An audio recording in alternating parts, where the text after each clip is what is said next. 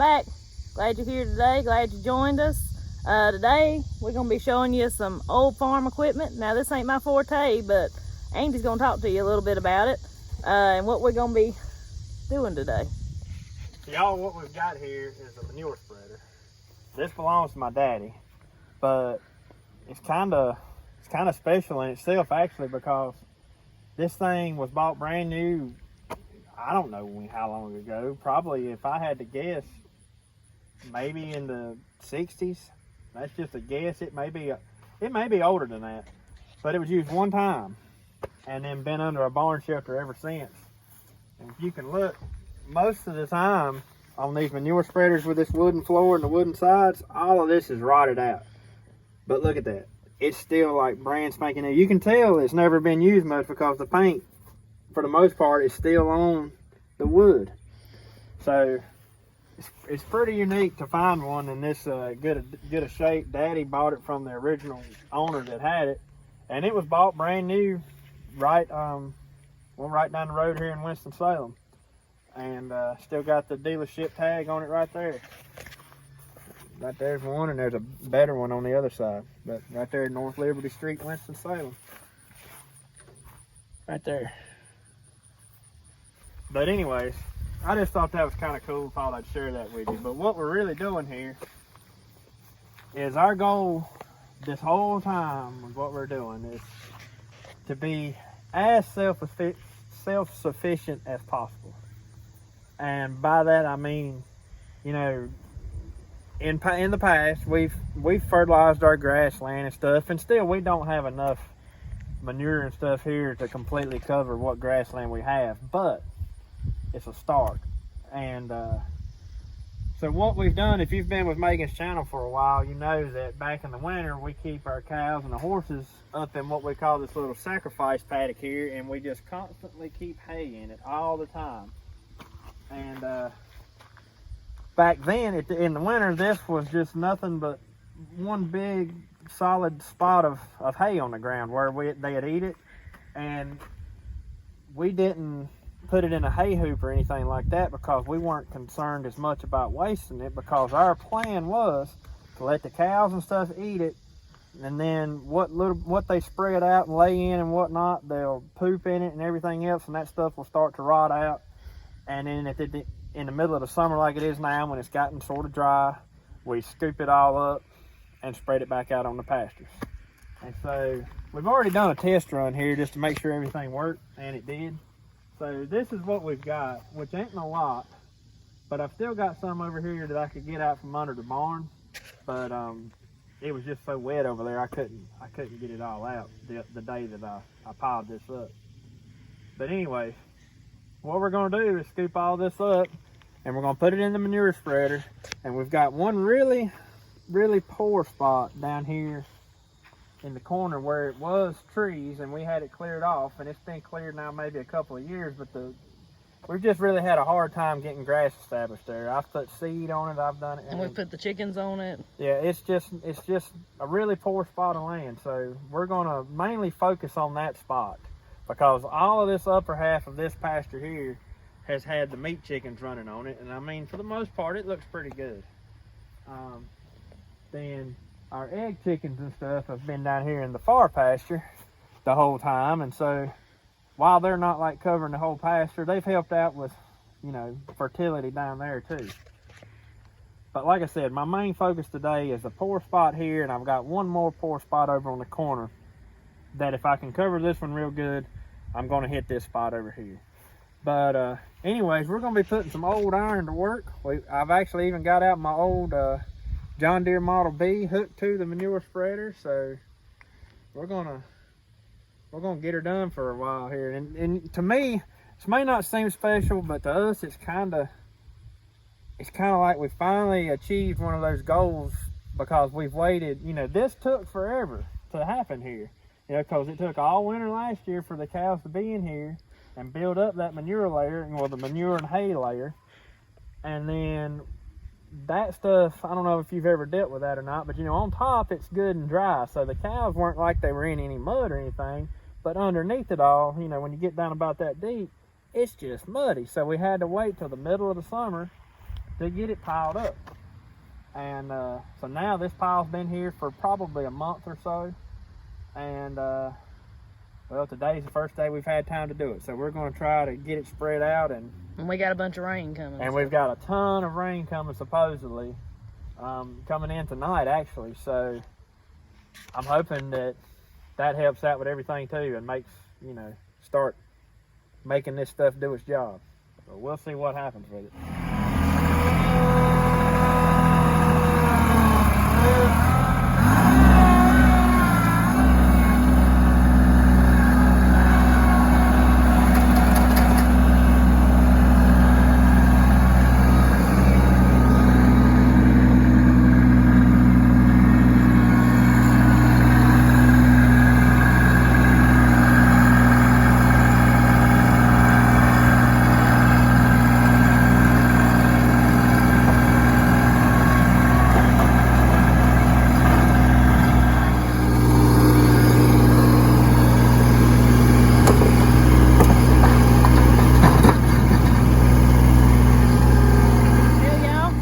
Gives me a hard time. I reckon we should have loaded this with a pitchfork like they did in the old days, you know, since we're using all this old stuff anyway, and we love the old-fashioned way. But I'm gonna tell you what, we enjoy modern conveniences here every once in a while, including a tractor with a front end loader.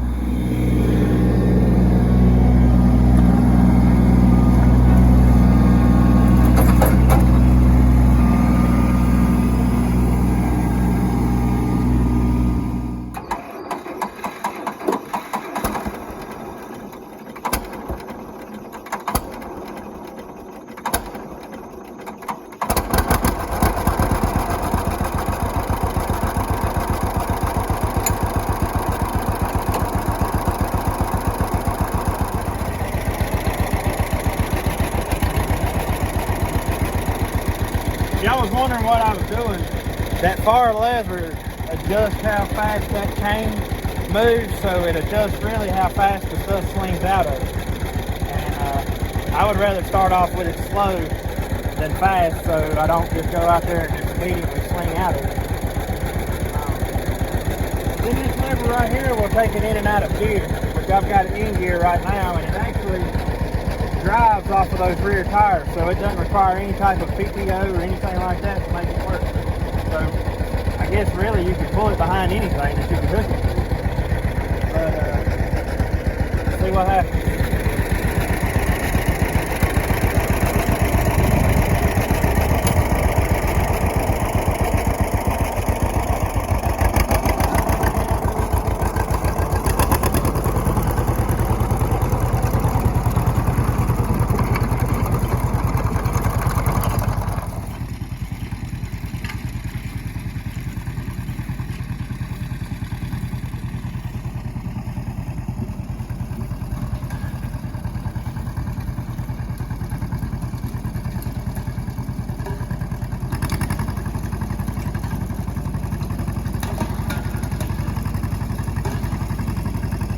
I'm gonna show y'all real quick this poor land where he was talking about, and show y'all why it's so poor. And we've tried different things. I hope this helps.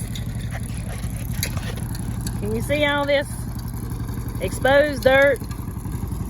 We've worked and worked on it like he said, and it's all, this whole little area right here is like that. So we're hoping this will give it a little life.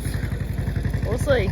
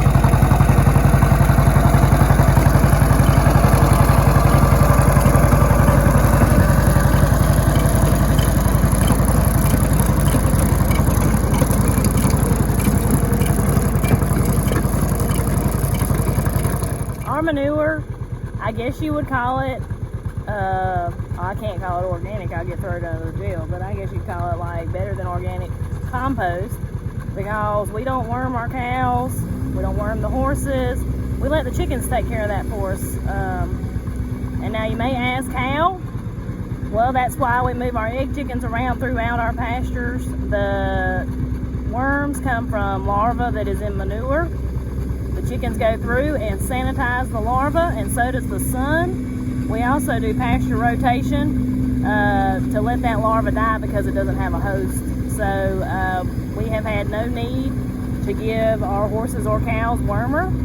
The pasture rotation and having, you know, them healthy pastures to be on, we don't really have to give them antibiotics. This manure is pure, and we're really hoping, you know, it'll do good for our grass. Something in our country that we suffer with is thinking that things have to be fixed right now.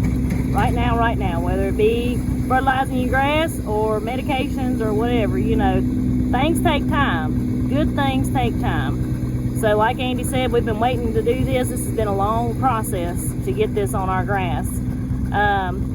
But in the long run, this is going to help our soil health because there's no chemicals in it. It's going to help the earthworm population. Earthworms are excellent for the ground. It's just going to help the microbiome just in general of our pastures. Was it a short process? No. It was a long process, but I think it'll turn out good in the long run. Anybody that's been following this channel for any amount of time, you remember the garden that we planted on the hill? You can see it right there. Everything is doing great out there, y'all. It's full of gourds, squash, pumpkins. Looks real good. That's just a little update for you.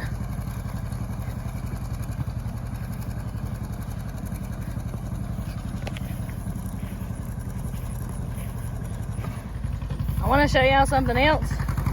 When the cows and horses are in this pasture, they stay under this tree right here in the shade. This is why we're spreading manure. Look how thick it is around these piles. And something you may notice that we've really paid attention to. We used to worm our horses years ago. Was taught to do that. You worm them every 6 months, no matter what, whether they're showing signs of worms or whatever. Well, the horse manure was not disintegrating. Like, it would lay in the pasture for 6 months and not disintegrate when we were doing that. You know, and of course I've learned since then that I don't need to do that, that I was probably hurting them more than helping them. So since then, this is fresh horse manure. It's already disintegrating. You can tell because of how thick the grass is around it. The cow manure the same way. So you'll notice, pay attention. If you worm your animals, their manure is not going to disintegrate as fast as if you don't worm them, because it kills all the parasites. That manure is sterile. There's nothing in there, no little bacteria or anything that can work and break that manure down. That's just a little poop talk for you.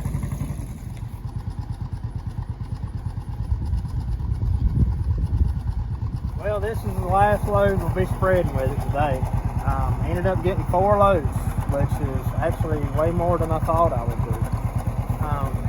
You know, something to keep in mind, y'all, if any of y'all are looking to do something like this, you can usually pick up these old manure spreaders for a dime a dozen. A lot of times the mechanical parts of it will be just fine, but the wood will be rotted out on them. So as long as you're handy enough to replace the wood boards, you can seriously pick these things up for a little of nothing. And you find them about anywhere, because all the old farmers back in the day had them, and now they've either quit farming or they've got something a whole lot bigger to do it with. And you know, these things are just small and kind of outdated for the larger farmer, but a smaller person kind of like us, it's perfect. And I mean, they're super simple to work on. And like I said, you know, you can